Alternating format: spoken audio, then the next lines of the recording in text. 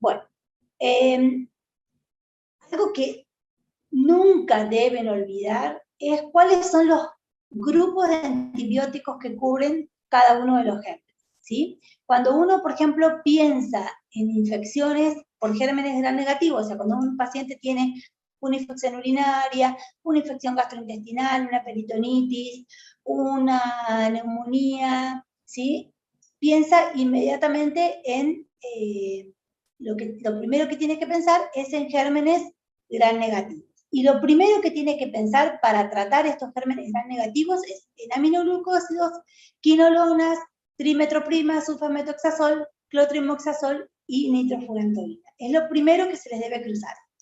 Si bien hay otros grupos de antibióticos como los betalactámicos que habíamos hablado y las cefalosporinas, que habíamos dicho que también cubrían gérmenes gram negativos, pero recuerden que solo lo cubren en el caso de que estemos hablando de, por ejemplo, en el caso de aminopenicilinas, solamente van a ser así cuando estén, las aminopenicilinas solamente van a ir a cubrir si vienen asociadas a ácido clavulánico, o sea, algún inhibidor de la IBL. Y dentro de lo que son los grupos de las quinolonas, no son las de primera línea, perdón, de las cefalosporinas no son las de primera línea para el tratamiento de las infecciones, sino que los de primera línea van a ser estos grupos, ¿sí? Entonces, lo primero que yo debo pensar cuando pienso en infecciones por gérmenes gram negativo es en aminoglucósidos, en quinolonas, en trimetroprima sulfa, cloranfenicol y nitrofurantoína. La pared bacteriana, recuerden que habíamos repasado la semana pasada que los peptidoglicanos estaban principalmente en la capa de los positivos, por eso es que aquellas antimicrobianos que van a ir a cubrir gérmenes gram negativos no actúan principalmente sobre la pared y sobre el peptidoglicano, sino que actúan sobre la síntesis de proteínas o sobre el ARN de la bacteria. Bien, vamos a empezar con el primer grupo que cubre los gérmenes gram negativos, que son los aminoglucósidos. Dentro de los aminoglucósidos vamos a tener que un grupo de antimicrobianos que inhiben la síntesis proteica y que precisan para ejercer su acción que el microorganismo esté en crecimiento, porque justamente si lo que va a ir a hacer es inhibir la síntesis de la pared, lo que necesita principalmente es que estén cubriendo, que estén en fase de producción. Estos son aminoazúcares que están ligados a un anillo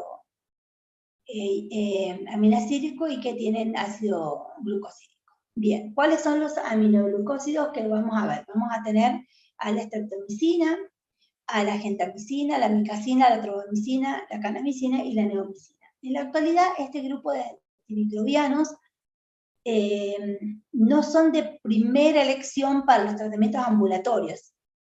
Ya vamos a ver por qué. Los aminoglucósidos, ¿cómo es su mecanismo de acción? Su mecanismo de acción difunden, primero entran a la bacteria difundiendo por medio de canales acuosos que eran las porinas, ¿sí? Fíjense que acá, cuando hablamos de porinas, siempre tenemos que pensar que puede haber un mecanismo de resistencia por este medio. Una vez que ingresan, lo hacen dependiente de energía. Necesitan tener energía para ingresar. Por lo tanto, si necesitan energía, necesitan oxígeno. Por lo tanto, ¿para qué tipo de gérmenes no servirán? No sirve para anaerobios. Exactamente, porque necesitan sí o sí de consumo de oxígeno. Pasaje por la membrana plasmática, por difusión de potenciales eléctricos, que llegan de esa manera, pueden ingresar. Acá bloquean todo lo que sería, están bloqueando el calcio, el magnesio.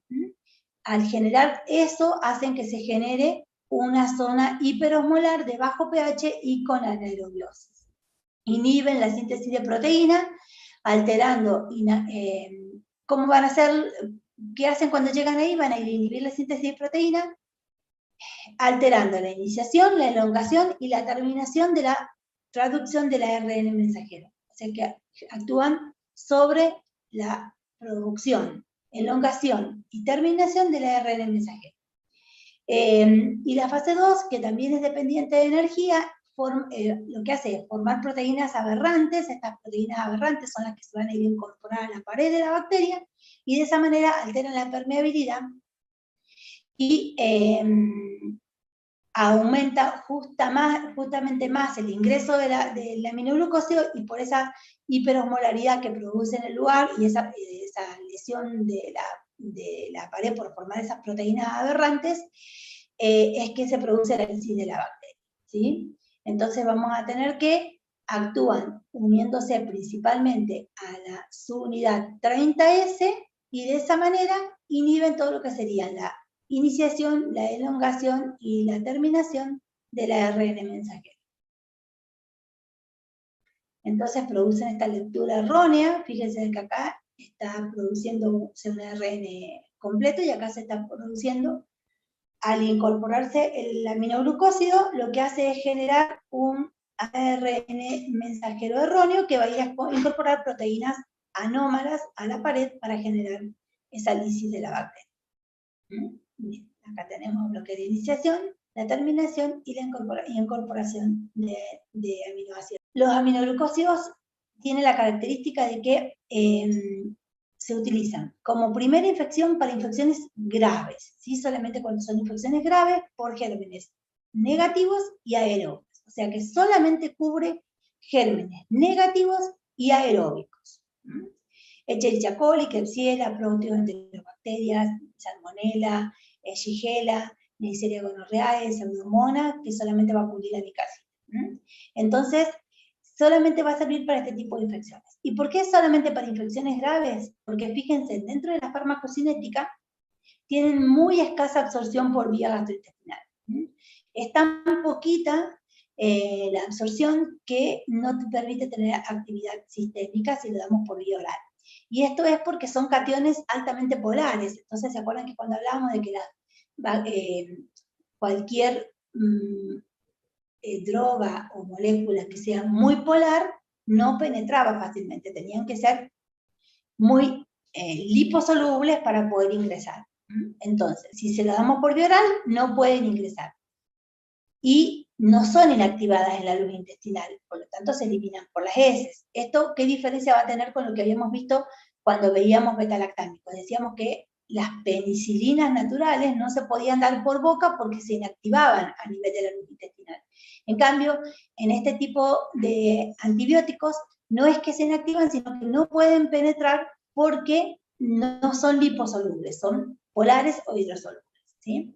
Esto hace que, si yo lo doy por vía oral, tenga actividad intestinal por vía oral, ¿sí? Pero solamente en el intestino, o sea, en actividad tópica.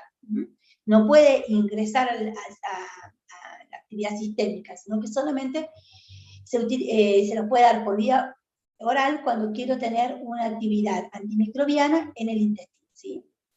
¿En qué caso yo podría necesitar un antibiótico que actúe a nivel intestinal sin ser absorbido, a nivel tópico, a nivel intestinal? Y la gastroenteritis, por gastroenteritis. Bueno, ahí hay que tener en cuenta una cosa. Cuando yo hablo de gastroenteritis, recuerden que las gastroenteritis, ¿cuándo voy a dar un antibiótico en una gastroenteritis? Solamente cuando tengo una infección que penetre la pared, o sea, que tenga moco, sangre y pus, una infección disentérica gastrointestinal.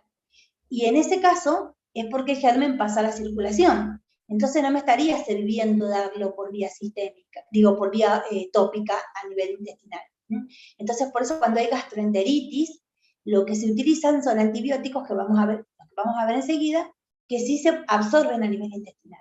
En este caso yo podría utilizarlo solamente cuando yo quiero barrer la flora normal del intestino, ya sea porque voy a hacer un estudio, una colonoscopía, una cirugía, que necesito abrir la pared del intestino, necesito que esté estéril el intestino, o también en el caso, ¿se recuerdan cuando veían patología y veían insuficiencia hepática y la formación de sustancias amoniacales en el intestino por la bacteria, por las bacterias que producían, que eso llevaba a la producción de la encefalopatía hepática? Bueno, también yo doy aminoglucósidos por vía oral cuando lo que quiero es barrer la flora intestinal en el caso de una insuficiencia hepática para que no tenga encefalopatía.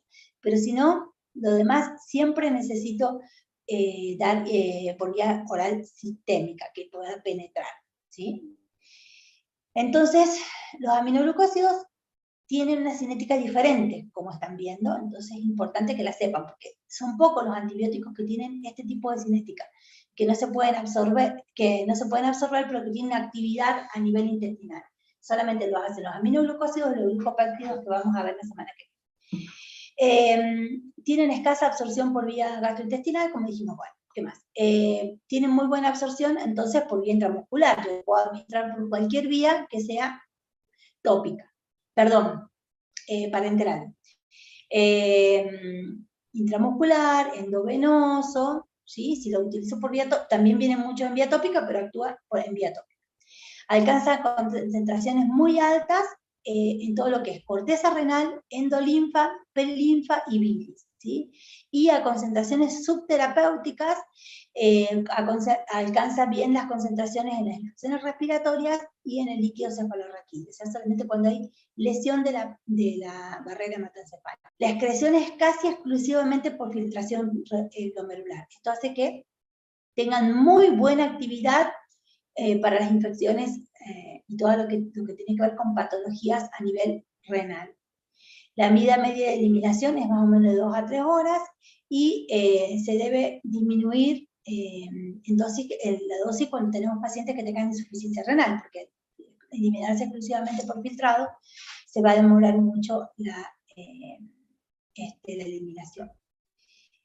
La actividad bactericida de los aminoglucósidos tiene relación directa con la concentración que alcanzan y esto hace que tengan un efecto destructor dependiente de la concentración y también un efecto postantibiótico. ¿Se acuerdan que hablábamos en fármaco general, hablaban de todo lo que era concentración dependiente o tiempo de curvas de concentración dependiente o de tiempo dependiente? Bien, estas están relacionadas con la concentración, son de concentración dependiente. Y este efecto postantibiótico, que creo que me lo habían visto en fármaco general, que lo que quería decir es la actividad bactericida que se produce por un periodo mucho más prolongado, aun cuando las concentraciones plasmáticas estén muy por debajo de la concentración inhibitoria. Esto es porque el antibiótico justamente ingresa en la bacteria, empieza a producir ese efecto de inhibición de malformación del ARN mensajero, y esto hace que sea como un compartimento extra esta bacteria. Así que las bacterias mismas se comportan como otro compartimento.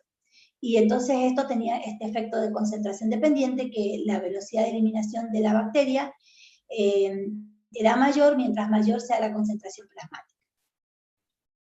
Esto hace que yo pueda administrarlo a los aminoglucósidos en diferentes formas. Puedo darlos una sola vez al día o 3 veces al día.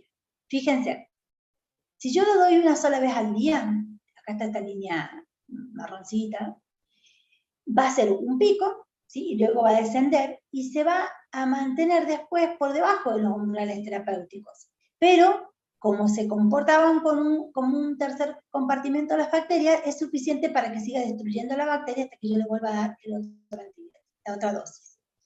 En cambio, si lo doy 3 veces al día, cada 8 horas, se van a mantener dentro del rango terapéutico. ¿Cuándo necesito darlo de esa forma?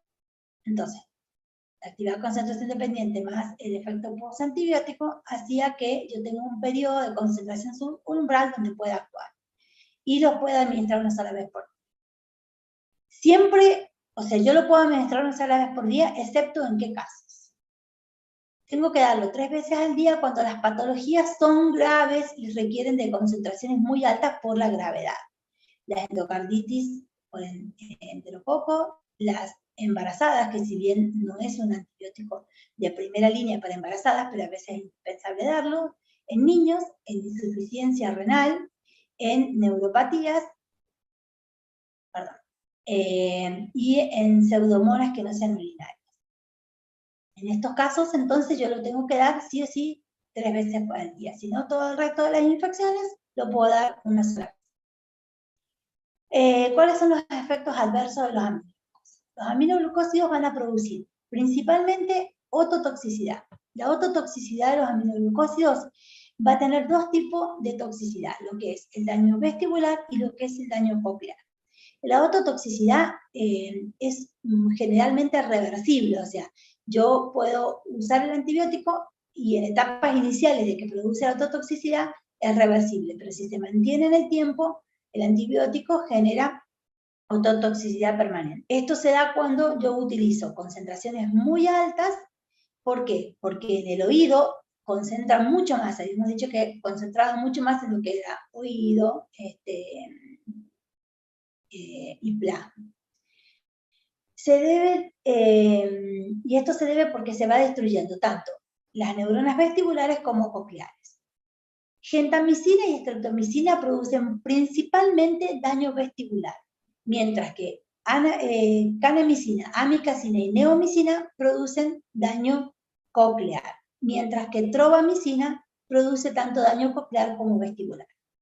Esto hace que trovamicina, si bien es un aminoglucósido con mucha sensibilidad, solamente se lo utilice en forma tópica, o sea, vienen todo lo que son aplicaciones tópicas, cremas, colirios, gotitas para los oídos, pero no por vía parenteral. También producen nefrotoxicidad. La nefrotoxicidad que producen casi siempre es reversible y también es acumulativa a nivel del tiempo por la acumulación que se produce en el riñón. Esto va produciendo primero un daño enzimático del borde del cepillo de túbulo renal, un defecto de la capacidad de concentración en el riñón, proteinuria, cilindruria y alinuria, y de ahí la disminución del filtrado glomerular. Entonces, esta nefrotoxicidad es reversible y se produce principalmente por la acumulación del antimicrobiano en el túbulo proximal, y esto va produciendo todo el borde, la lesión, perdón, el daño en borde del cepillo del túbulo, después disminuye la capacidad de concentración, genera poliuria, cilindruria, y todo esto va produciendo la eliminación del filtrado glomerular. Hay factores de riesgo, o sea, cuando yo tengo un paciente que tiene determinadas patologías que pueden ser predisponentes a la nefrotoxicidad, aumentan la posibilidad de que tenga estas infecciones a nivel, este daño a nivel renal. ¿En qué caso vamos a tener esto? En los pacientes que tienen edad avanzada, generalmente ya tienen un pequeño daño renal, hepatopatías, shock, enfermedades renales, asociar a otros fármacos nefrotóxicos que hoy día vamos a ver también, y tratamientos muy prolongados. Todos estos son factores de riesgo para que existan este daño renal. Otros efectos adversos que producen son el bloqueo neuromuscular. Este es muy raro y se produce porque esto es cuando se hace generalmente en forma de infusiones intrapleurales o intraperitoneales o endovenosas rápidas, y sobre todo si está asociado a pacientes con miastenia gravis. Esto es por la inhibición de la sinapsis de la CTH. Y después tenemos neuritis, algún tipo de neuropatías que pueden producir la streptomicina y las reacciones de hipersensibilidad. Estos son los principales efectos adversos. Acá tenemos una comparación de la toxicidad que tienen de la nefrotoxicidad y la ototoxicidad que van a tener los aminoglucósidos. Fíjense en que amikacina es más ototóxico que nefrotóxico, mientras que gentamicina es más nefrotóxico que ototóxico. Bien, ¿cuáles van a ser las interacciones? Van a interactuar con todas las drogas que produzcan nefrotoxicidad. Vancomicina, que también produce nefrotoxicidad, furosemida y ECAS, todos estos producen nefrotoxicidad. Las drogas que provocan ototoxicidad, como también la vancomicina, como también algunos diuréticos. Bloqueo neuromuscular lo produce también otro antibiótico que es la clindamicina. Y con las penicilinas tenemos dos tipos de interacciones. Las dijimos cuando hablamos de beta-lactámico. En realidad tenemos dos tipos de interacciones. Por un lado íbamos a tener aquellas que son producidas, si yo las daba en la misma jeringa, las juntaba a los dos principios activos, se inhibían, porque justamente Estas drogas, estamos diciendo que los aminoglucósidos son muy polares. ¿Esto qué quiere decir? Que son muy hidrosolubles. En cambio, los betalactámicos eran muy liposolubles. Entonces, las polares y las no polares, cuando se unen, se bloquean, se inhiben. Pero si yo los daba asociados en una terapéutica, administrados en momentos separados, se potencian en su espectro. Entonces, esas son las dos cosas que tenemos.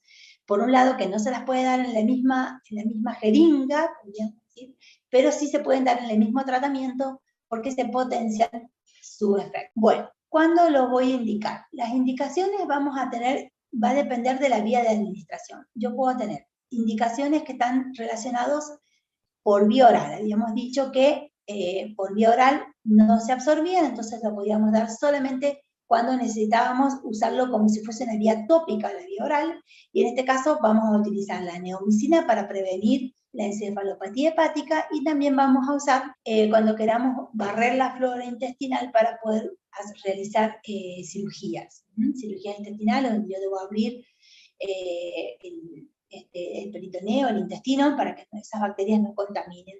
Así, por vía tópica, lo puedo utilizar en todo lo que son infecciones de oído, conjuntivitis, infecciones de piel. Vienen tanto en colirios como en cremas o en geles, la neomicina y la trovamicina. Vienen muchos, sobre todo los que son para infecciones de oído, porque yo al colocar, recuerden que no todos los antimicrobianos ni todas las drogas llegan bien al oído medio e interno, porque justamente no tiene tanta vascularización. Los aminoglucósidos llegan muy bien, entonces yo lo doy por vía tópica, permanece en el lugar.